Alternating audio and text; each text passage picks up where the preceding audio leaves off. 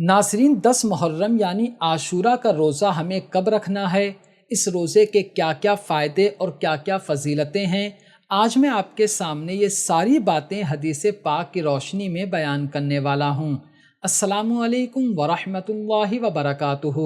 میں محمد مسلم رضا حشمتی، آپ دیکھ رہے ہیں عسکری چمن۔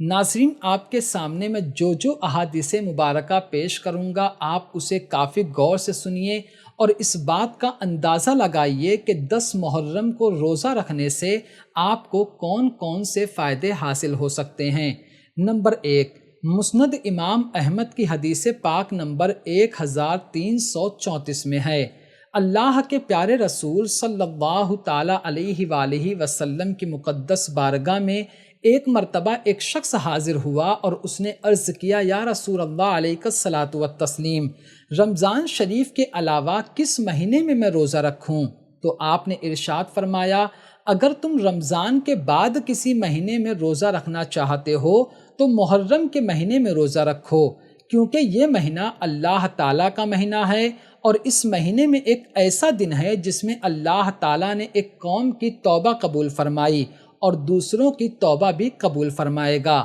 تو ناظرین، اگر آپ نے حدیث پاک کو غور سے سنا ہوگا تو 2 باتیں تو بالکل صاف طور پر واضح ہے کہ رمضان شریف کے بعد اگر کوئی ایسا مہینہ ہے جس میں روزہ رکھنے کی زیادہ فضیلت ہے تو وہ محرم شریف کا ہے، اور محرم شریف میں اللہ تعالیٰ توبہ کو قبول فرماتا ہے۔ دیکھیے، محرم شریف تو اپنے آپ میں ویسے ہی بہت بڑا فضیلت والا مہینہ ہے، اور خاص کر 10 محرم کو روزہ رکھنے کی اپنے آپ میں بہت زیادہ اہمیت ہے۔ جیسا کہ بخاری شریف کی حدیث پاک سے یہ بات پتہ چلتی ہے کہ زمانے جاہلیت میں قریش کے لوگ یوم عاشورہ کا روزہ رکھتے تھے، اور اللہ کے پیارے رسول صلی اللہ تعالی علیہ وآلہ وسلم بھی اس دن کا روزہ رکھتے تھے، اور اسی دن کعبہ شریف کا غلاف تبدیل کیا جاتا تھا۔ اتنی باتوں سے تو آپ کو سمجھ میں آ گیا ہوگا کہ عاشورہ کا دن کوئی عام دن نہیں ہے، اس میں روزہ رکھنے کے ہمیں بہت سے فائدے اور فضیلتیں حاصل ہوتی ہیں۔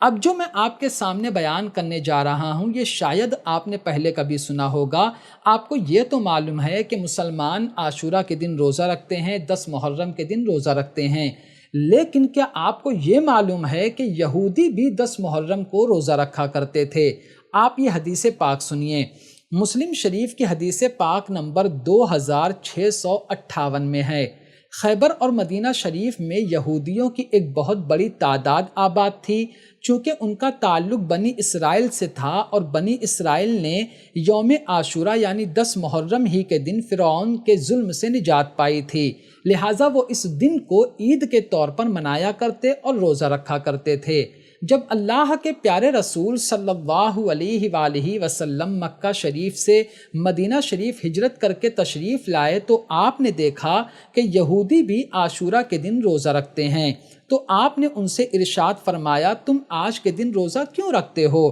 تو یہودیوں نے کہا کہ یہ عظمت والا دن ہے، اور یہ وہ دن ہے جس میں اللہ تعالیٰ نے بنی اسرائیل اور حضرت موسیٰ علیہ السلام کو فرعون سے نجات عطا فرمائی۔ تو حضرت موسیٰ علیہ السلام نے شکرانے میں اس دن کا روزہ رکھا تھا، یعنی حضرت موسیٰ علیہ السلام نے عاشورہ کا روزہ رکھا تھا، اور ہم بھی اس دن کا روزہ رکھتے ہیں۔ یہ سن کر اللہ کے پیارے رسول صلی اللہ علیہ وآلہ وسلم نے ارشاد فرمایا، تمہاری نسبت حضرت موسیٰ سے میرا تعلق زیادہ ہے۔ چنانچہ آپ نے اس دن روزہ رکھا اور لوگوں کو روزہ رکھنے کا حکم دیا۔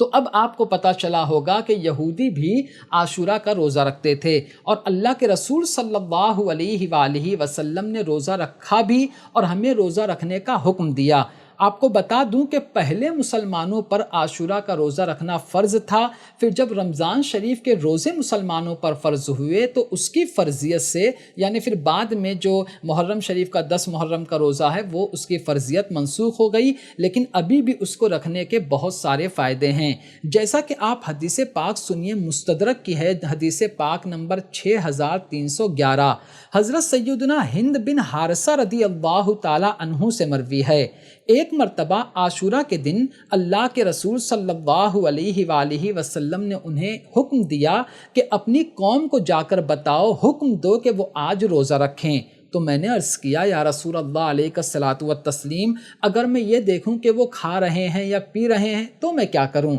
تو آپ نے ارشاد فرمایا پھر بھی ان سے کہو کہ وہ جو باقی دن عاشورہ کا بچا ہے اس دن وہ کچھ نہ کھائیں۔ یعنی اگر کوئی روزہ نہیں بھی رکھا ہے کسی وجہ سے تو بھی اسے حکم ہے کہ وہ کچھ بھی نہ کھائے عاشورہ کے دن، کیونکہ جہاں پر عاشورہ کے دن انسان روزہ رکھتے ہیں وہیں پر عاشورہ کے دن جانور اور جنگل کے تمام جانور روزہ رکھتے ہیں، یہاں تک کہ چونٹی بھی عاشورہ کے دن روزہ رکھتی ہے، جیسا کہ میں پہلے جو ویڈیو بنایا تھا عاشورہ کی فضیلت میں اس میں بتا چکا ہوں۔ اب یہاں پر ایک جو میں حدیث پاک پیش کرنے والا ہوں، 2 حدیث پاک پیش کروں گا جس کو سننے کے بعد آپ مطلب یہ کہ کمنٹ کے اندر سبحان اللہ ماشاء اللہ ضرور لکھے گا، کیونکہ اتنی پیاری حدیث پاک ہے۔ پہلی حدیث پاک مسلم شریف کی ہے، حدیث پاک نمبر 2746۔ حضرت ابو قتادہ رضی اللہ تعالی عنہ سے روایت ہے کہ اللہ کے پیارے رسول صلی اللہ علیہ وآلہ وسلم نے ارشاد فرمایا، مجھے اللہ تعالیٰ پر گمان ہے کہ عاشورہ کا روزہ 1 سال پہلے کے گناہ مٹا دیتا ہے۔ سبحان اللہ۔ دوسری حدیث پاک سنیے جو مسند امام احمد کی ہے، حدیث پاک نمبر 22689 میں حضور صلی اللہ علیہ وآلہ وسلم نے ارشاد فرمایا کہ عرفہ یعنی 9 ذی الحجہ کا روزہ 2 سال کے روزوں کے برابر ہے اور عاشورہ کا روزہ 1 سال کے روزوں کے برابر ہے۔ سبحان اللہ۔ یعنی آپ دیکھیے اگر آپ 1 روزہ عاشورہ کا رکھتے ہیں تو اس کا فائدہ یہ ہوگا کہ پچھلے سال کے تمام گناہ معاف ہو جائیں گے اور آپ کو 1 سال روزہ رکھنے کا ثواب ملے گا۔ تو اب آپ کو چاہیے، بلکہ ہر کسی کو چاہیے کہ وہ عاشورہ کا روزہ رکھے۔ اب یہاں پر ایک چیز اور ذہن میں آتی ہے کہ ہمیں 1 روزہ رکھنا ہے یا 2 روزہ رکھنا ہے، تو میں اپنی طرف سے تو کچھ نہیں کہوں گا، حدیث پاک پیش کرتا ہوں، آپ خود ہی سمجھ جائیے گا۔ مسند احمد کی حدیث پاک نمبر 2154 میں ہے، حضرت سیدنا عبداللہ ابن عباس رضی اللہ تعالی عنہما ارشاد فرماتے ہیں، اللہ کے پیارے رسول صلی اللہ علیہ وآلہ وسلم نے ارشاد فرمایا، عاشورہ یعنی 10 محرم کے دن روزہ رکھا کرو اور اس میں یہودیوں کی مخالفت کرو، کیونکہ وہ بھی عاشورہ کا روزہ رکھتے ہیں جیسا کہ میں نے پہلے آپ کو بتایا ہوں۔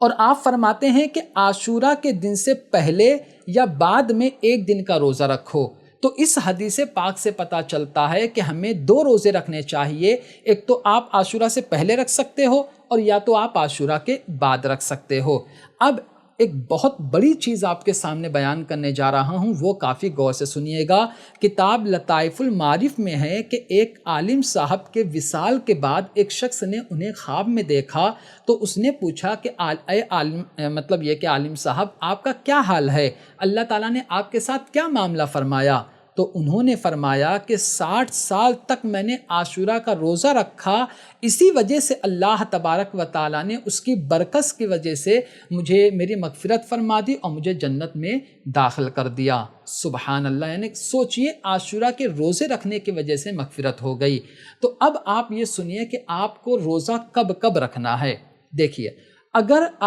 مطلب یہ کہ عاشورہ جو ہے وہ 29 جولائی ہفتہ کے دن ہے نا، عاشورہ اس دن ہے، تو 1 روزہ آپ اس دن رکھ سکتے ہیں اور 1 روزہ اس سے پہلے یعنی جمعہ کے دن 28 جولائی کو رکھ سکتے ہیں، یا آپ ایسا کریے کہ 1 روزہ 29 جولائی ہفتے کے دن رکھیے اور دوسرا روزہ 30 جولائی اتوار کے دن رکھیے، تو آپ کا 2 روزہ ہو جائے گا۔ نیت آپ کو اس طرح کرنا ہے، یا اللہ میں تیرے لیے کل ایک نفل روزہ رکھوں گا، باقی کوئی خاص نیت نہیں ہوتی ہے۔ تو امید کرتا ہوں کہ آپ ان فضیلتوں کو سمجھ گئے ہوں گے، کب روزہ رکھنا ہے، 28 کو رکھنا ہے، 29 کو رکھنا ہے، یا آپ 29 کو رکھیے 30 کو رکھیے، 2 روزہ رکھنا ہے۔ کوئی اور بھی بات پوچھنا ہے روزوں کے متعلق تو مجھ سے پوچھیے، انشاءاللہ میں جواب ضرور دوں گا۔ اب آپ کا کام ہے کہ اپنے دوستوں تک اس ویڈیو کو پہنچائیں تاکہ وہ بھی جان سکیں کہ عاشورہ کے دن کے روزے کی کیا اہمیت اور فضیلت ہے۔ تو آج کی ویڈیو میں صرف اتنا ہی۔ السلام علیکم۔